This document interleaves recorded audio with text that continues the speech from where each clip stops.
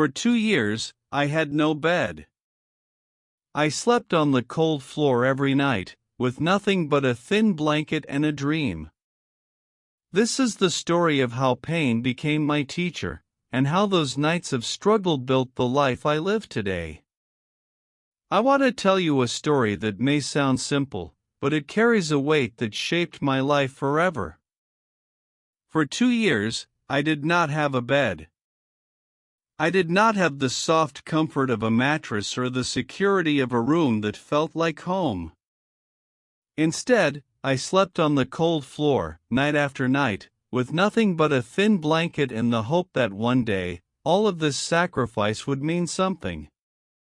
It was not a decision made out of choice or adventure. It was survival. I had moved to a new city with dreams bigger than my pocket could carry. I came with a bag, a notebook, and a belief that if I worked hard enough, life would eventually reward me. But dreams do not pay rent, and belief does not feed hunger. The reality was harsh, and I learned it quickly. The first night on the floor was not so bad. I told myself it was temporary, just until I got my first paycheck. I closed my eyes and whispered, "This is only the beginning. Tomorrow will be better." But tomorrow came, and it looked the same as yesterday. The days turned into weeks, and the weeks became months. And still, my bed was the floor. The floor taught me things that no book ever could. It taught me what it feels like to wake up with pain in your back but fire in your heart. It taught me that comfort is not the same as peace, and sometimes you must lose one to gain the other. It taught me to endure. And endurance, I realized, is the bridge between dreams and reality. I worked during the day at jobs that barely covered food. I cleaned dishes, carried boxes, and stood behind counters with a smile that hid my exhaustion. People looked at me and saw just another worker, but inside, I carried an unshakable secret: this is not where my story ends. At night, when the world was quiet and my body begged for rest, I lay on the floor and thought about who I wanted to become. I imagined a future where I would not have to hide my struggles, where I could look back and say, those nights on the floor were not wasted. They built me. But in those first months, success felt very far away.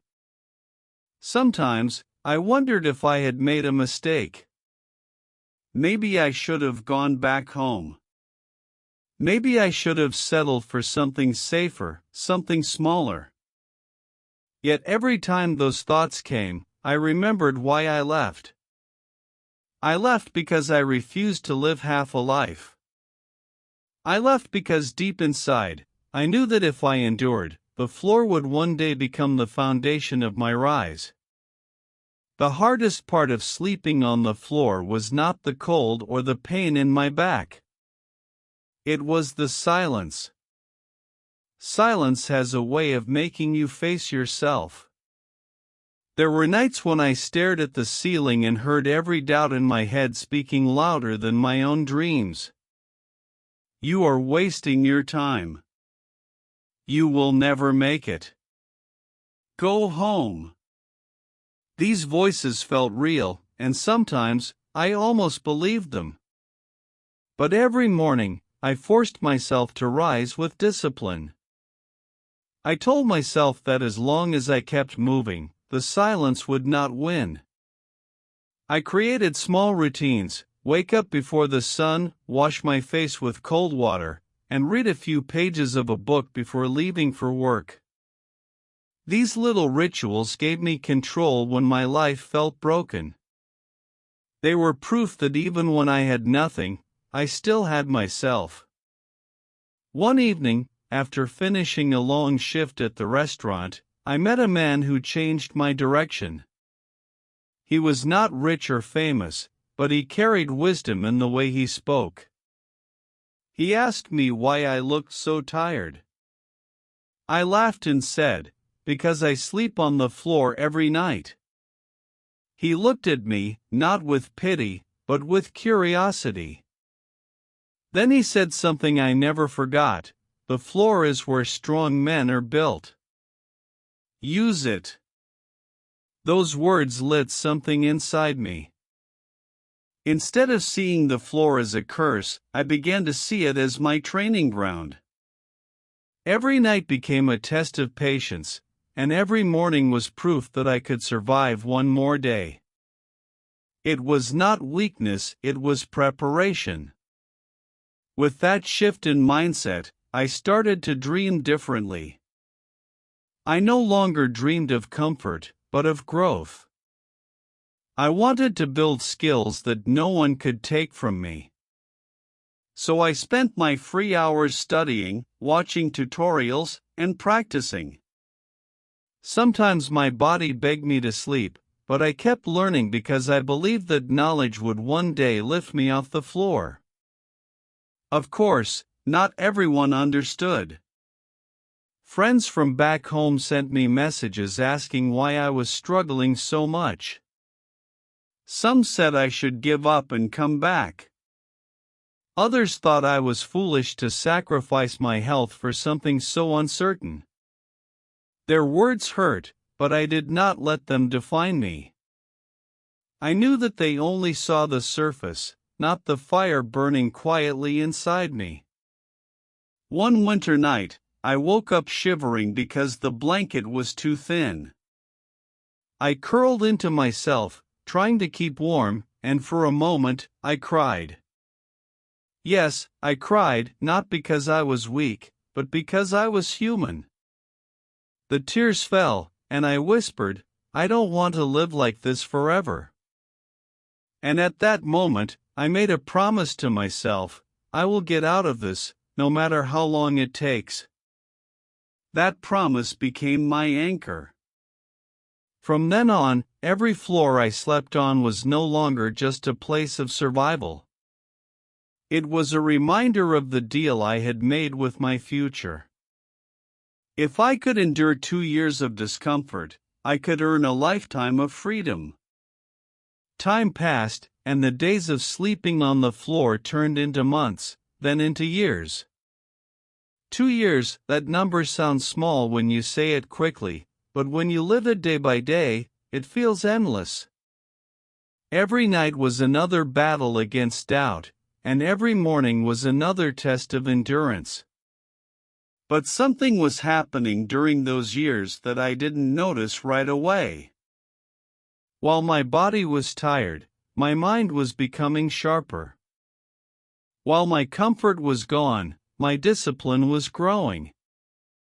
I didn't have much, but what I had was becoming stronger. I was learning, adapting, and preparing, even though I couldn't see the results yet. Then one day, opportunity knocked, but not in the way I expected. A coworker at the restaurant told me about a small project outside of work. He said someone needed help building a simple website. I had been teaching myself design and coding in my free time, so I said yes, even though my skills weren't perfect. That decision changed everything. The project was small, and the money wasn't much, but it opened a door. I poured my heart into it, working late into the night on the same floor where I slept. When I delivered the website, the client was impressed and told others about me. Soon, more small projects came, one after another. Each one felt like a step off the floor. I remember the night I earned enough to finally buy a mattress. It was nothing fancy, just a simple bed, but to me, it felt like a throne. Lying on it for the first time, I closed my eyes and thought, this is more than comfort. This is proof.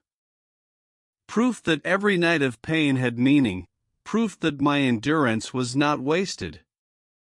But the story didn't stop there. With every project, my skills improved. My name began to spread. What started as small freelance jobs turned into contracts, and what began as survival turned into growth. I went from sleeping on the floor to renting a proper apartment.